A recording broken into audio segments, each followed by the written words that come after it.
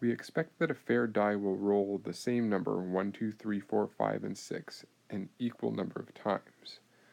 So we need to come up with the observed and expected values for rolling a die 20 times. This is the number of times that we observed 1, 2, 3, 4, 5, and 6 on this dice.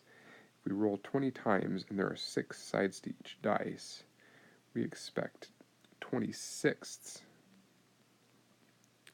rolls for each of those 6 different faces of the dice. And this lets us set up the chi-squared formula. So in this case, we have observed value minus the expected value squared divided by the expected value for each of the 6 different categories. In this case, a category is one of the sides of the die, 1 through 6. And we sum up all 6 of those individual values, and that gives us our chi-squared test statistic value, which is, in this case, 3.4. This example has 5 degrees of freedom. We have 6 categories, and degrees of freedom is the number of categories minus 1, which equals 5. So if you either look up the combination of a chi-square value of 3.4 with 5 degrees of freedom on the chi-square table, or if you use Google Sheets or Microsoft Excel, which I suggest, using the formula equals chi-dist parentheses, first the chi-square value, 3.4, then a comma, then the number of degrees of freedom, 5, close the parentheses and hit enter, that will tell you the p-value, which in this case is 0.63. And this p-value is not less than 0.05. The p-value is greater than 0.05, which means the null hypothesis is supported. The null hypothesis, or our expectation, was how we came up with the expected values. It was our assumption. In this case, we assumed that the die was a fair die. That is, that it would roll the same number equally frequently. 1 just as often as 2, as often as 3, and so forth. When p is greater than 0.05, the null hypothesis is supported. So in this case, we do conclude that this is a fair die. Another way of putting this is the numbers 2, 3, 6, 4, 3, and 2, the number of times each of those 6 results occurred, is not significantly different from an equal ratio, 1 to 1 to 1 to 1 to 1.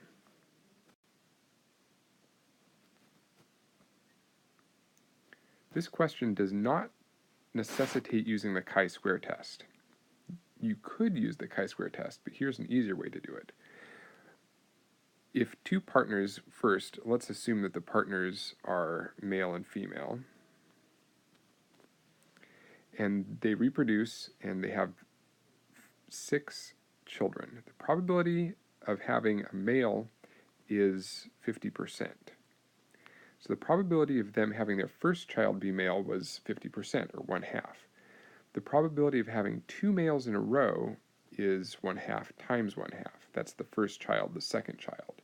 So every time they had yet another male, the probability of having 6 biological children in a row is 1/2 times itself 6 times. So the probability of having 7 males in a row is that value, 1/2 times itself 6 more times. And that value equals 0.007, approximately 78. If you take the reciprocal of that value, that gives you the idea that you expect 1 in a 128 probability of having 7 individuals in a row that are any particular sex, not necessarily all male. So that's the answer. That's the probability of having the 7th child that's also male. In this case, there are two different genotypes that the blue-flowered pea plant could be. It could be homozygous for capital B, or it could be heterozygous. So in this case, you pick the heterozygote,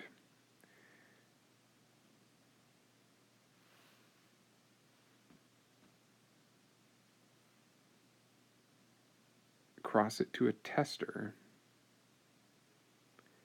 and then collect 10 offspring and find that all 10 are blue-flowered. That requires, in this case, the capital B over lowercase b genotype, because one lowercase b comes from the tester, and if these plants are going to be blue-flowered, they have to have one dominant or capital B allele. Now, the reason this is important is because if this blue-flowered parent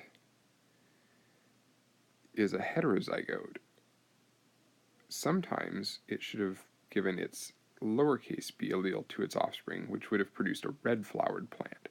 This is why we have to set up the chi-square analysis.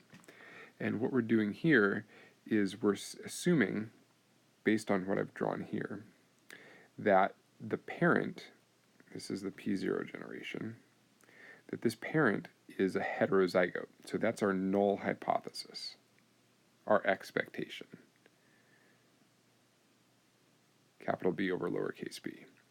So we've observed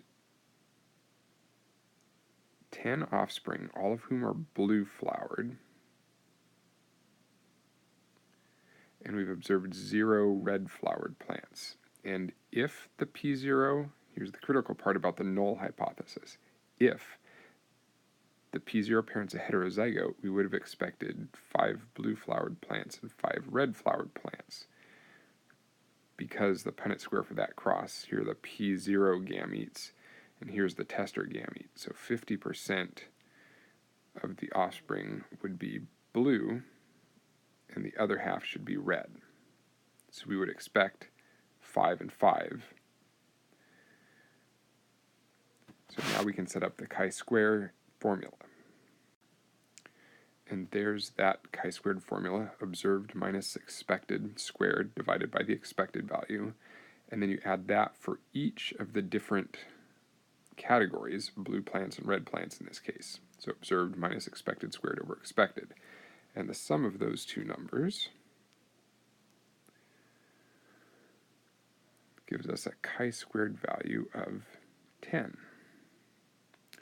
Now in this case, we have two categories of plants that we're looking at, and degrees of freedom is number of categories minus 1, which is 1.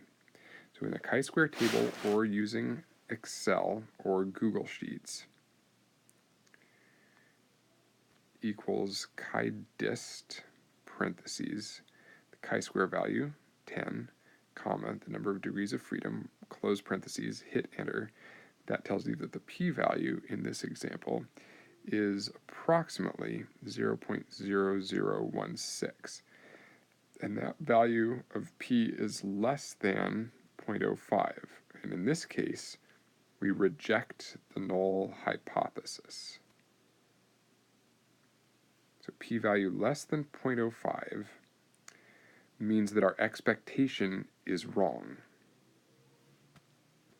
That is, the P0 blue plant cannot be, or is not likely, a heterozygote.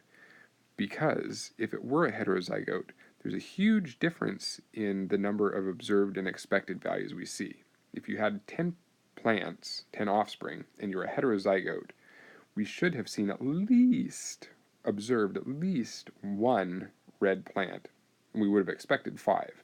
And that's what the chi-square test is telling us, is that these values, the observed and the expected, are too different from each other to be caused by chance alone. It must be that the P0 plant is not a heterozygote.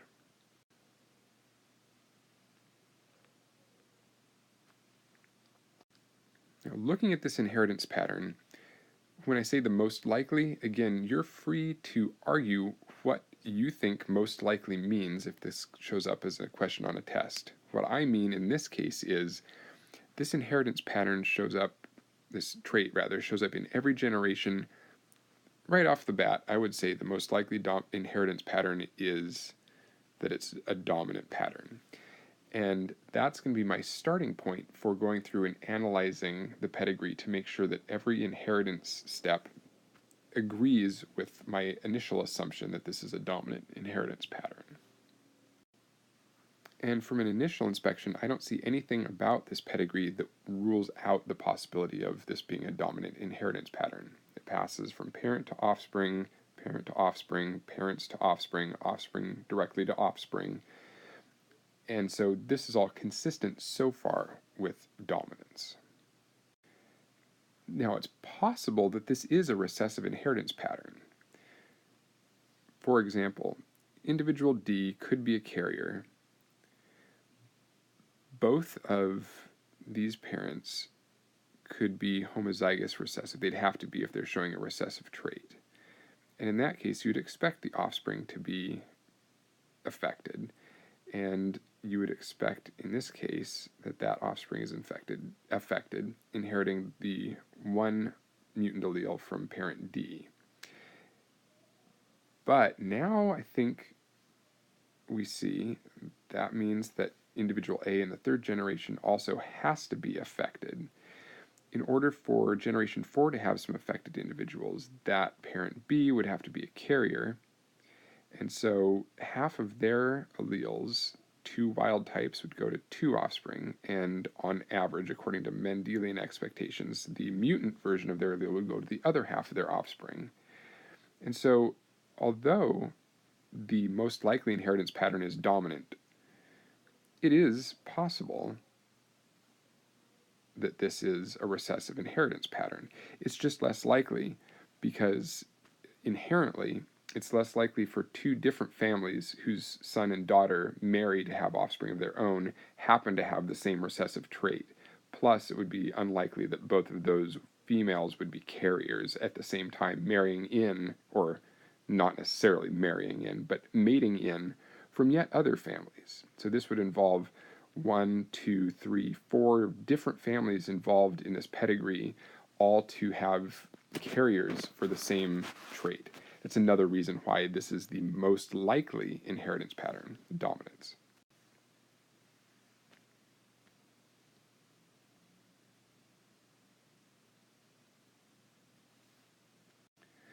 Now, clearing the screen and starting over again, the next question is, if this is a dominant inheritance pattern, the most likely genotype of individual 3A.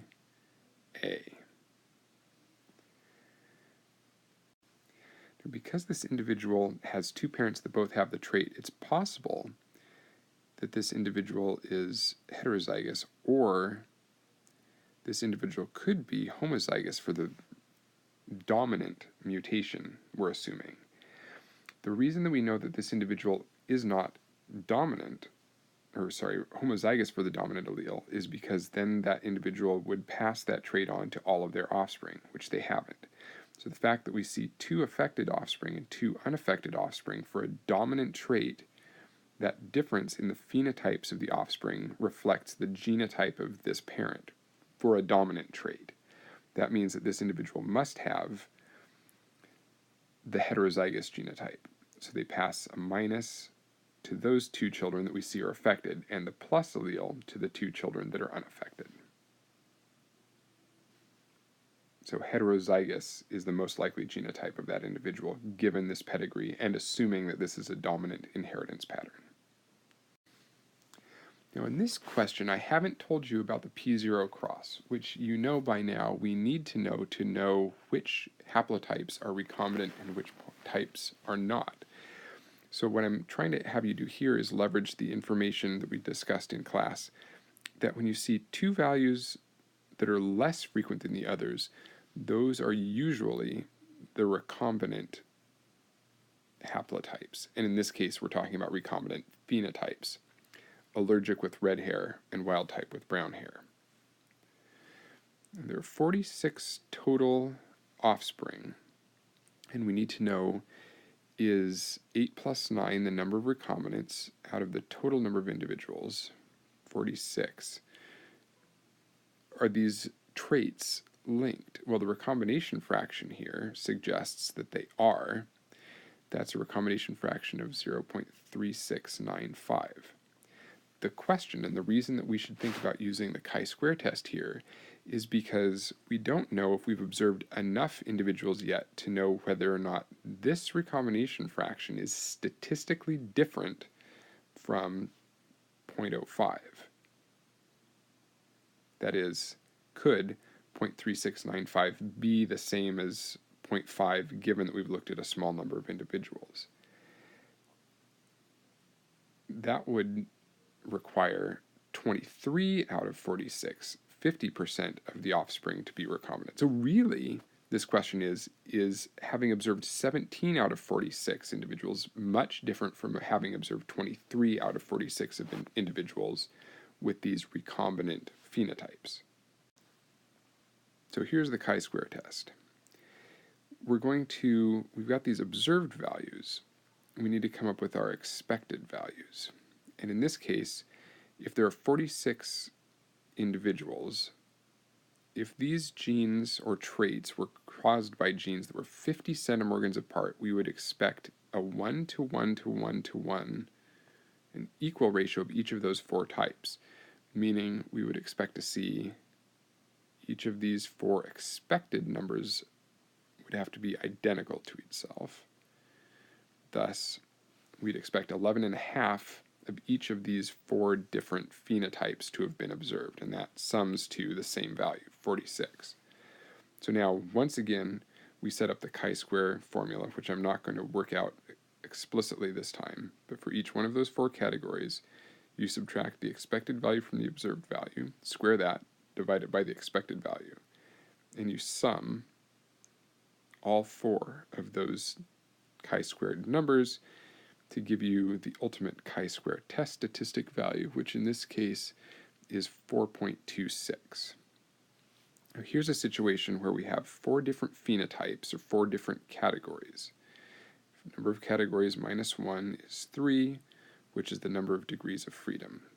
So then in a chi-square table, you use 3 degrees of freedom and a chi-square value of 4.26 to look up the p-value, which in this case is about 0.23. And 0.23 is greater than 0.05. And that means that the null hypothesis is not rejected or supported, depending on how you'd like to phrase it. And the null hypothesis, again, is our expectation going in. For mapping, for genetic distance, the null hypothesis, or the expectation, is based on Mendelian laws. Mendel's laws, the one that we're using here is the second law, independent assortment, meaning genes independently assort, unlinked, 0.5 recombination fraction, or 50 centimorgans apart. So that's what our expectation here is based on, that these four traits, four combinations of traits, these two alleles or two loci, gene A and gene B, they're assuming that they're unlinked, 50 centimorgans apart. That's our expectation. And our expectation here, because the p-value is greater than 0.05, the expectation is supported. In other words, that means that in this case, because we've observed so few offspring, the value of 0.3695 is essentially the same as observing 0.5 centimorgans of distance. So you would conclude that these genes are unlinked.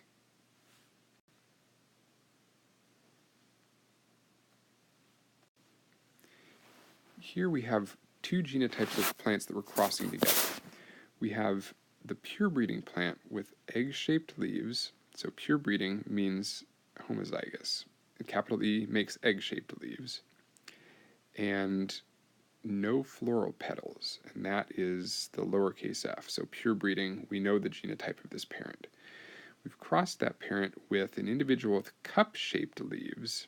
That's recessive allele, lowercase e over lowercase e. But this individual has floral petals. there are two different ways to get floral petals. You could either be heterozygous for the dominant floral petal trait, or we're talking about an individual who still has those cup-shaped leaves but is heterozygous for the capital F floral petal allele. So the question here is, which of these two genotypes does the second parent have? We're going to need to figure that out. This parent has died. There's no way to collect DNA to directly genotype this individual, so we need to figure out the genotype based on what its offspring look like. So the key here is that one of these crosses, this one here, will only produce individuals of a single genotype. So that cross, if we cross the individuals circled in red, produces entirely capital E over lowercase e, capital F over lowercase f individuals, F1 offspring. And that's because each of these parents is homozygous at each of these loci. However, if the cross is with the parent with the genotype on the top right here, then we're going to create two different types of genotypes, and those will be here in blue. We would generate, every individual is going to have a capital E from the parent on the left and a lowercase e from the parent on the right, and they will all have a lowercase f from the parent on the left. But here, this heterozygosity means that half of the offspring we expect will inherit the capital F, or we're going to see this genotype equally frequently. So here's the big difference between which of these two genotypes that unknown parent might have. If it's the lower genotype, where both loci are homozygous, we only expect to see one type of offspring, and that's an offspring that has a capital E and a capital F, so it should have egg-shaped leaves and floral petals. If the parent that we're trying to figure out its genotype is the heterozygote, we will see two different types of offspring, because we'll have combinations of a big F with a little f here that will produce plants, offspring that have floral petals, but we will see an equal number of plants that inherit the little f and become plants that have no floral petals. So that's the setup for this question. So let's go into this with the assumption that this parent is the heterozygote. Their genotype is little e over little e, capital F over lowercase f. So that's going to be our null hypothesis, or our expectation. In that case, we've observed 3 and 0 in data set A. And if this individual parent was heterozygous, we would expect to see an equal ratio, as we just discussed, of egg-shaped leaves with floral petals and egg-shaped leaves without floral petals. We can do exactly the same thing here. We observed 5 and 0. In this case, we would have expected to see an equal ratio summing to 5, 2.5 and 2.5. And again, that's because these columns have to total the same number in every situation. 5 plus 0 is 5, 2.5 plus 2.5 is 5. And here on the bottom, we observed 1 and 1, and we expect an equal ratio of those two categories. So each of those columns summing to 2. So now you do the chi-square calculation for each of these three combinations to look for the genotype with statistical certainty. And that phrase there is what should clue you in to perform a chi-square test. Interestingly, one of these you almost don't have to do a chi-square test for. In this third example, we have observed and expected match numbers that are exactly the same. And that means that the p-value that you'll calculate is going to be 1. That completely supports the null hypothesis. It's exactly what we would have predicted. An equal ratio of the first phenotype and the second phenotype of offspring that would be produced from the cross if that unknown parent was a heterozygote at that F locus. So we would say yes. The question was, which of these three data sets, A, B, or C, can be used to assign a genotype with statistical certainty? C, yes. Now, you may be wondering why I'm saying that this provides statistical certainty when the p-value is not less than 0.05. And the reason for that is subtle, but it's pretty easy to explain. And that is that if the genotype of the unknown parent were this lower one, where they're homozygous for the capital F, 100% of their offspring would have to have floral petals. The fact that we see one offspring, even just one, that has no floral petals rules out the possibility that this was the genotype of the parent completely. That is, if you did a chi-square test with the null hypothesis that this was the genotype of the unknown parent, that would produce a p-value that was exactly 0. For example, if your observed were 1 and 1, and your expected then would have to be, in the case of this parent, you would expect to see 2 in that class and 0 with no floral petals. That would produce a p-value of 0. So I haven't shown you that work, but that's what that means. So we can, in fact, rule out data set C. We can say that we can use it to assign a genotype to the parent with certainty. Now, the only difference between these other two data sets, where we now see that there are no egg-shaped leaves without floral petals here, supports the idea that we have an individual that has this bottom genotype, where we would expect to see no individuals that have no floral petals. That is, all of the offspring should have floral petals if this offspring has a homozygous capital F. So the main difference is the total number of observations changes between the two. So is it possible, for example, in this top case, that we just haven't looked at enough offspring to observe one that might have that recessive trait? So here we have to do the chi-square tests. Observed minus expected squared over expected. Sum the two values together. And in this case, we get a chi-square value, the p-value of 0.08 for the top data set, and a p-value of 0.0025 for B. Interpreting these, the null is supported, meaning it's possible that if you only look at 3 total offspring and you see 0 with no floral petals, that doesn't mean that you can rule out one genotype over the other. But in the second data set, we have a p-value that's less than 0.05, meaning we reject the null hypothesis. Remember, that was that assumption that the parent was heterozygous at the F locus. So if we reject that assumption, that means that we've concluded that the genotype is really this. Still with some level of uncertainty. There's less than a 5% chance that we're wrong, and there really is a heterozygote. We just haven't happened to have looked at enough offspring yet. But the statistical certainty is that this individual is homozygous for the F gene. So this is the one other data set we could use with statistical certainty to demonstrate the genotype.